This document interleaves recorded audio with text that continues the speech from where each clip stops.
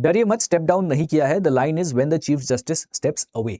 और ये पूरा मुद्दा क्या है मैं आपको बताने वाला हूं। This topic is very important from GS2 point of view, that is Indian polity, and also ethics GS4 point of view से भी बहुत इंपॉर्टेंट है।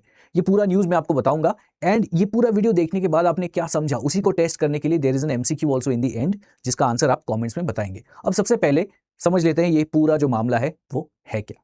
अब दिसंबर 2023 की बात है जब एक लॉ पास किया गया था बाय द पार्लियामेंट। अब उस लॉ में बेसिकली ये बताया गया था कि हमारे जो चीफ इलेक्शन कमिश्नर है and the other 2 election commissioners, तो उनको अपॉइंट कैसे किया जाएगा। नाउ द थिंग इज कि उसमें थोड़ा सा जो है फेयरनेस का प्रॉब्लम आ गया है, तो बहुत लोगों ने जो है उस लॉ को चैलेंज कर दिया है। There are batches of petitions which have been filed, और ये पहुंच गया है अभी Supreme court. Now Supreme Court में chief justice of India mister Surya Kant, इन्होंने खुद को रिक्यूज कर लिया है इन पिटिशंस को सुनने से, मतलब he has voluntarily withdrawn himself from hearing the petitions. अब यही मुद्दा है और इसको समझेंगे, लेकिन सबसे पहले वी मस्ट ऑल्सो नो कि हमारे कॉन्स्टिट्यूशन में क्या लिखा है about the chief election commissioner and the election commission. देखिए हमारा जो आर्टिकल है 324 क्लॉज 2, तो यहां पे बेसिकली बोला है the election commission shall consist of the chief election commissioner, okay, ये बोला है, and such number of other election commissioners, ये बेसिकली बताया नहीं है कि कितने होंगे, एज द प्रेसिडेंट में fix from time to time. ठीक है, तो प्रेसिडेंट की मर्जी है, जब वो जैसा डिसाइड करेंगे वैसा चलता रहेगा। अब बात सुनिए इसमें, the problem here is the void is कि कॉन्स्टिट्यूशन जो है ये बेसिकली जो अपॉइंटमेंट का मैकेनिज्म है वो छोड़ देता है पार्लियामेंट पे। ठीक है, अब सर पार्लियामेंट कैसे, आपने प्रेसिडेंट बोला, तो बात समझिए, क्योंकि जो हमारा प्रेसिडेंट जो होगा और जो वो डिसीजन लेगा that will be with the aid and advice of the parliament. तो इसका मतलब यह है कि the parliament is going to decide, तो the consequences because the president acts on the aid and advice of the council of ministers. तो historically जो हमारा इलेक्शन कमीशन ऑफ इंडिया है, तो उनके सारे अपॉइंटमेंट्स जो है those have been done by the executive, right. And the question जिस वजह से ये पूरा केस अभी चल रहा है दैट इज कि does executive appointment compromise the autonomy of election commission, कि जो पावर दी गई है इलेक्शन कमीशन को, जो उनको ऑटोनॉमी दी गई है, क्या वो कॉम्प्रोमाइज हो जाता है जब एग्जीक्यूटिव उनके अपॉइंटमेंट्स पे काम कर रहा है। मतलब the executive is the one that is taking all the decision कि किसको अपॉइंट करना है। That is the big question and that is why ये जो है एक बड़ा प्रॉब्लम बन के आया है and it has gone to the supreme court now. अब देखिए क्या हुआ था एक्चुअली। तो 2023 में there was this case Anoop Barnwal versus Union of India. अब इस केस में बेसिकली व्हाट वाज डन कि जो हमारा इंस्टीट्यूशनल ऑटोनॉमी है हमारे इलेक्शन कमीशन का, तो उसको बेसिकली प्रोटेक्ट करने के लिए सुप्रीम कोर्ट ने ये बोला कि जो हमारा सिलेक्शन प्रोसेस है election commission chief election commissioner का, तो वो बैलेंस्ड होना चाहिए। तो इसलिए उन्होंने बोला कि जब तक पार्लियामेंट एक सेपरेट लॉ ना बना ले इसके लिए, तब तक हम एक कमिटी फॉर्म करेंगे। ठीक है, एंड उस कमिटी में कौन होगा, there will be the executive that is the prime minister or there will be the opposition that is leader of opposition। ठीक है, तो ये हो गया legislature से, and then we have the judiciary also that is the chief justice of India। ये 3 लोग होंगे एंड ये लोग डिसाइड करेंगे कि कौन बनेगा chief election commissioner and also the other election commissioners.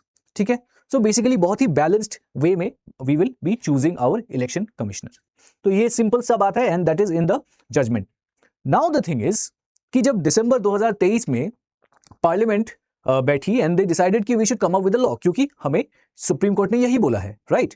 तो what did the parliament do, तो उन्होंने बेसिकली पास किया, इनेक्ट किया chief election commissioner and other election commissioners appointment conditions of service and term of office act 2023। And यहां पे उन्होंने कुछ change किया। अब समझते हैं कि इस लॉ के मुताबिक कैसे ये जो है अपॉइंटमेंट होने वाला है। दिस इज वेरी इंपॉर्टेंट क्योंकि ये डायरेक्टली आपके प्रीलिम्स में पूछा जा सकता है। तो समझ लेते हैं। सबसे पहले होगा फेज 1 जिसमें there will be a search committee. ठीक है, this is not the selection committee, this is a search committee. Search committee में जो कॉम्पोजिशन होगा दैट विल बी, सबसे पहले इसके चेयरपर्सन, इस कमिटी के चेयरपर्सन होंगे हमारे लॉ मिनिस्टर, ओके। एंड इस कमिटी में होंगे 2 अदर ऑफिसर्स, 2 ऑफिसर्स जो सेक्रेटरी रैंक के बिलो नहीं होंगे। ठीक है, so these 3 are the people who will comprise of this committee जो सर्च कमिटी होगी। अब ये सर्च कमिटी क्या करेगी, जितने भी एलिजिबल लोग होंगे जो चीफ इलेक्शन कमिश्नर या इलेक्शन कमिश्नर बन सकते हैं, तो उस पूरे पूल को वो फिल्टर आउट करके 5 कैंडिडेट्स का नाम निकालेंगे।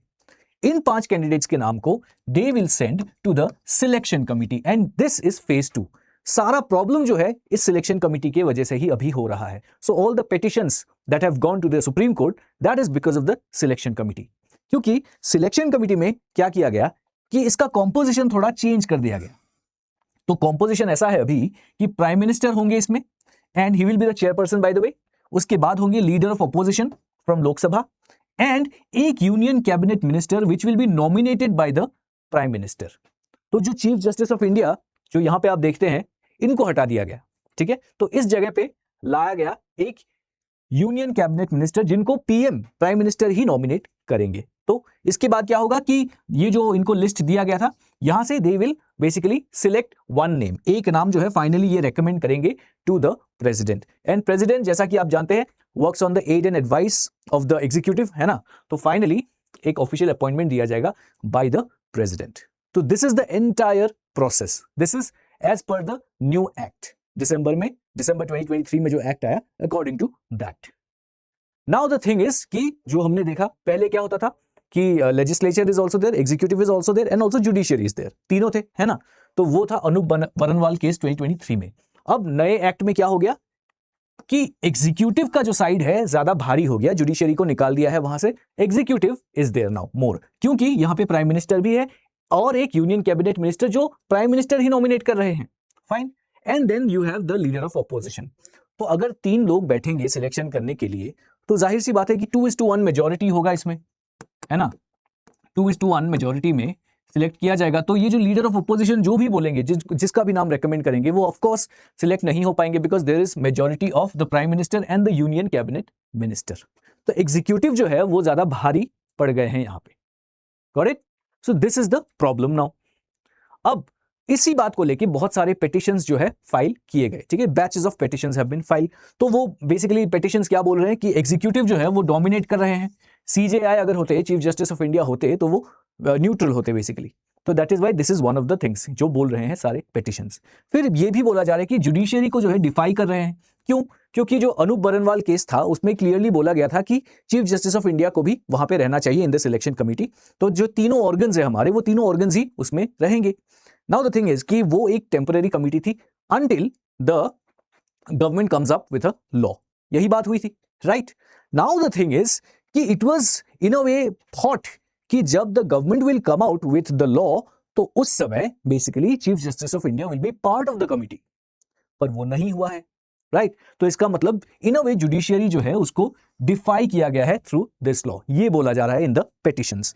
फिर इंस्टीट्यूशनल एट्रोफी, मतलब जो इलेक्शन कमीशन ऑफ इंडिया का जो इंस्टीट्यूशन है उसको भी बेसिकली वीकन किया जा रहा है। कैसे वीकन किया जा रहा है? Because the people who will be part of the election commission of India, they will be actually selected by a majority जो एग्जीक्यूटिव में हो, दीज पीपल, है ना। तो इससे क्या होगा, they will, there is a very high chance कि वो शायद will act on the basically whims and fancies of the executive. So that is why ये बोला जा रहा है कि जो इंस्टीट्यूशन है इलेक्शन कमीशन ऑफ इंडिया का, इसको भी वीक किया जा रहा है। एंड देन जो बेसिक स्ट्रक्चर है हमारा, उसको भी मतलब basically it is a threat to the basic structure of the Indian constitution also. ये है प्रॉब्लम्स इन द पेटिशंस जो मेंशन किए गए हैं, ठीक है। तो now what has happened finally, तो हमारे जो चीफ जस्टिस ऑफ इंडिया है सूर्यकांत जी, उन्होंने बेसिकली खुद को रेक्यूज किया, मतलब he has voluntarily withdrawn himself from hearing the batch of petitions, ठीक है। तो उन्होंने बोला कि मुझे इन हियरिंग्स में नहीं होना चाहिए। साथ ही साथ सिर्फ यही नहीं कहा उन्होंने ये भी कहा कि एक ऐसा बेंच होना चाहिए जो इन सारे पेटिशंस को सुने, जो जिनमें दैट बेंच में कोई ऐसा ना हो who is in line to become the chief justice of India। मतलब चीफ जस्टिस ऑफ इंडिया आगे फ्यूचर में जाके कौन बनेगा वो पता होता है already, because based on seniority होते हैं वो, राइट। तो ऑलरेडी पता है कि next few chief justice of India कौन होने वाले हैं, तो उनमें से कोई भी उस बेंच में नहीं होना चाहिए, ऐसा उन्होंने बोला, राइट। तो ये बोल दिया है इन्होंने। नाउ इनका रैशनल ये है कि बेसिकली अगर मैं वहां पे रहूंगा तो it will be a conflict of interest on anybody जो चीफ जस्टिस ऑफ इंडिया बनने वाले हैं इन फ्यूचर, अगर वो उस बेंच में रहेंगे तो it will be a conflict of interest. Now this is something which is in GS paper 4 conflict of interest. So this is an example of conflict of interest topic. अब ये conflict of interest कैसे हो रहा है, आप इस बात को समझिए, क्योंकि बात इसी पे है। द होल आर्ग्यूमेंट इज कि चीफ जस्टिस ऑफ इंडिया क्यों नहीं है उस कमिटी में, and why is there a union minister from cabinet, union cabinet minister which is nominated by the PM, क्यों है वो, यही तो क्वेश्चन है, राइट। तो इनका कहना है कि होल डिसीजन इज अबाउट कि चीफ जस्टिस को होना चाहिए या नहीं, और केस को मैं ही सुन रहा हूं, which is the chief justice of India और probably someone in the bench जो आगे चल के चीफ जस्टिस बनने वाले हैं.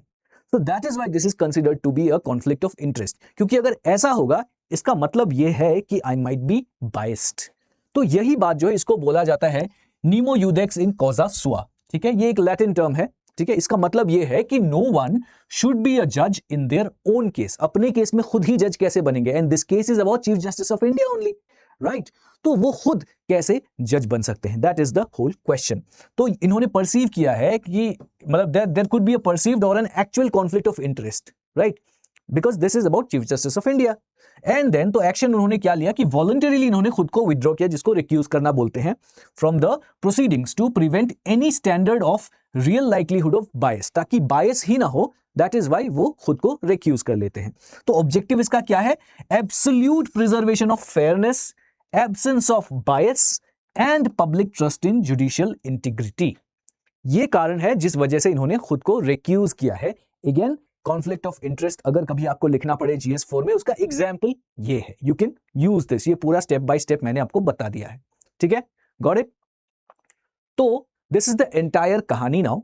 एंड आपने ये क्या समझा अब तक जो मैंने बोला इस पूरे वीडियो में, आपने क्या समझा उसी को टेस्ट करने के लिए दिस इज द MCQ. ठीक है, तो एक बार मैं आपको पढ़ के बता देता हूं MCQ क्या है. द क्वेश्चन इज कि with reference to the selection committee constituted under the chief election commissioner and other election commissioners appointment conditions of service and terms of office act 2023 consider the following statements. तो statement 1 ये है, the selection committee is chaired by the prime minister. Okay, मैंने आपको already बताया है कि इसमें ये इफ दिस इज करेक्ट और not you know now. Number 2 जो है, the leader of opposition in the Lok Sabha is a member of the committee. You know this already. Number 3, the Chief Justice of India is a member of the selection committee. पूरी कहानी इसी के बारे में है, right? And number 4, in the absence of the leader of opposition, the leader of the largest opposition party in the Lok Sabha is included. This is something you have to think. ठीक है? तो which of the statements given above are correct? 1, 2, 3, 1, 2 and 4 only, 1 and 3 only, 1, 2, 3 and 4. ठीक है? तो इसका answer आपको देना है. Those of you who will give the correct answers, उनके नाम जो है मैं in the next video display करूंगा. So I hope you've understood the entire topic, and this topic, like I said, is important from GS2 and GS4 both. ठीक है, तो यही था आज का वीडियो. तो आई होप अगर आपको अच्छा लगा है तो you please tap on the like button, and अगर आपने अभी तक सब्सक्राइब नहीं किया है तो सब्सक्राइब कर लीजिएगा. I will see you in the next video. Thank you so much.